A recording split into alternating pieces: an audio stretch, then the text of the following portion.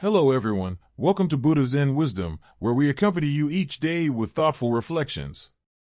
It's a place where we delve into life's deeper meanings and explore everything from human connections to inner peace.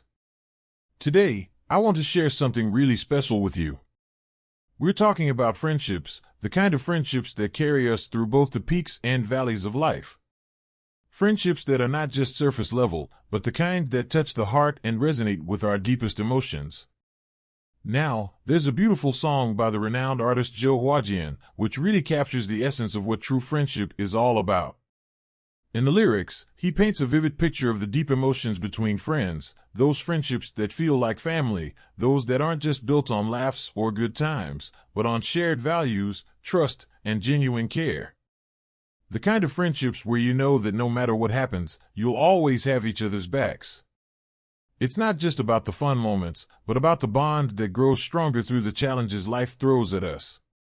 Friendships are some of the most precious relationships we can have in life. Think about it, when we're feeling down, it's friends who lift us up. When we're happy, they're the ones we want to share that joy with. Isn't it just amazing to have someone who's always there to listen, to support you, and to be your sounding board? It's not easy to find that kind of person, but when you do, you realize just how important that bond is. Now, there's an old saying that goes, even Qin Hui had 3 friends. Now, you may be wondering, who is Qin Hui, and why are we mentioning him? Well, Qin Hui was a figure from Chinese history, often remembered for his controversial decisions and actions.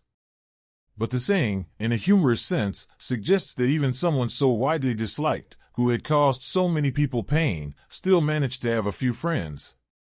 And here's the kicker, if someone like that could find friends, then why can't you? It's one of those moments where you sit back and go, wait a second, that's kind of funny, but also thought-provoking. It may seem hard to believe, but for many elderly retirees, this truth comes to light in a painful way. You know, you would think that once you retire, you'd have plenty of free time, and naturally, you'd want to fill that time with people, maybe by gathering a group to play cards or maybe even dancing in a public square. But, unfortunately, for some people, especially retirees, that idea of having a lot of social engagement doesn't always work out the way they expected. Many retirees end up spending their days alone, feeling the sting of lost connections. And if you think about it, that's a pretty sad reality. It's a situation that doesn't feel like it should happen, yet it does. The question is, why does this happen? Why do some people, even after working their whole lives and building so many relationships, end up feeling isolated in their later years? The answer often lies in a few key things. First, some people simply stop caring about the give and take of friendships. They've had enough of pretending, enough of trying to please others. They stop trying to meet others' expectations, and instead, they begin to prioritize themselves. In a way, it's a form of liberation. Now, there's an ancient saying that goes, there are 8 sufferings in life: birth, old age, illness, death, love, separation, resentment, and the inability to get what one desires. If you think about it, the suffering of not being able to let go is one of life's toughest challenges. Some people just can't let go of their attachments, and that includes attachments to people, especially people they loved, or friendships that once meant the world to them. I know this from experience. There are those who can never truly let go of a past relationship. Maybe it was a love that ended in heartbreak, or maybe a friendship that soured over time. In some cases, these unhealed wounds are carried through the years and even into retirement, causing bitterness and regret. It's like they're living in the past, and as a result, they miss out on the beauty of the present. But here's the thing, when we don't let go of certain people or relationships, we're only creating unnecessary turmoil in our lives. We carry the weight of their presence in our hearts, and that only makes us miserable. We begin to feel regret for things that can't be undone. What's worse, sometimes we chase after someone who has already moved on, only to find that they've forgotten about us. That's when the embarrassment sets in. It's a feeling of being stuck in the past while the world keeps moving forward. We all know the saying, simplicity is the true beauty, right? And there's wisdom in that. Life's best moments often come from simplicity and peace. And when it comes to friendships, this is something to remember. True friends are rare. There may be lots of people who come into our lives, but how many of them are truly there for us in meaningful ways? In a world full of opportunists, it's important to recognize that most people are in relationships for what they can gain, not because of any deep, lasting affection. Let's take an example from ancient history. There's a famous tale about a minister from the state of Jin named Yuboya.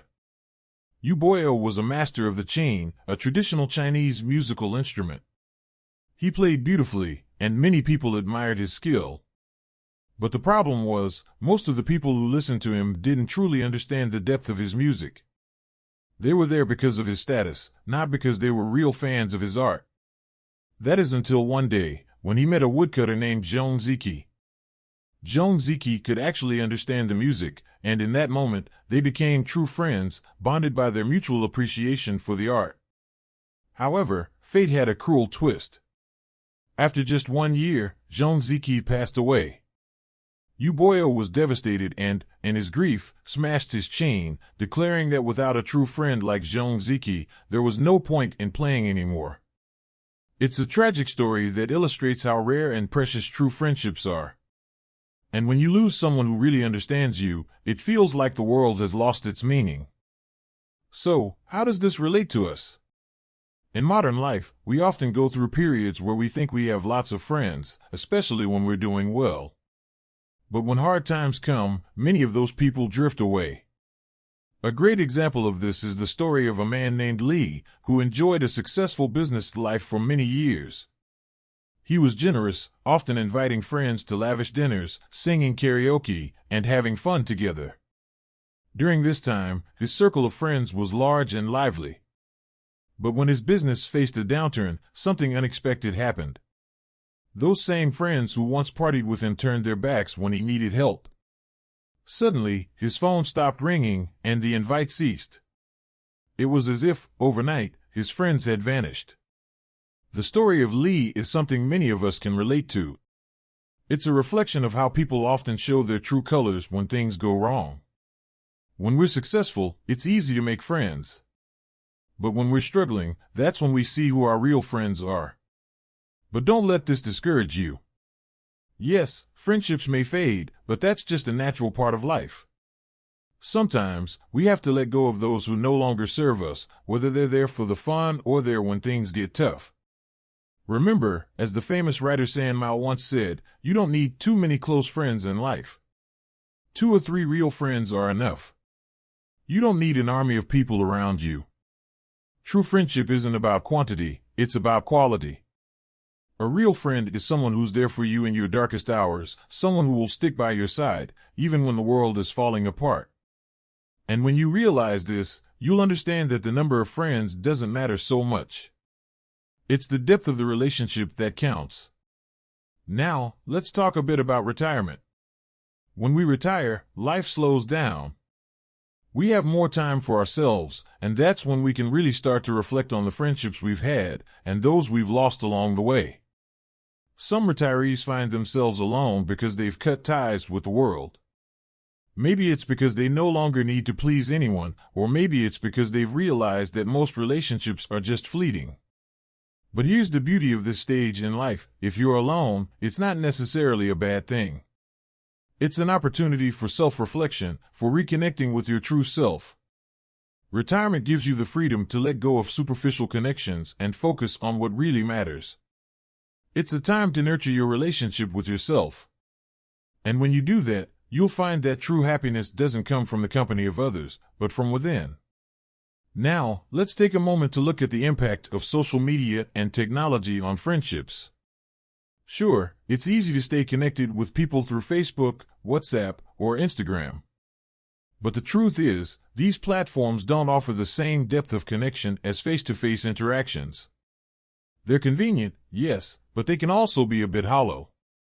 There's a certain warmth in having a conversation with someone in person, a warmth that no digital interaction can replicate. As we get older, we begin to realize that the most important relationships aren't those that are built on shared photos or memes.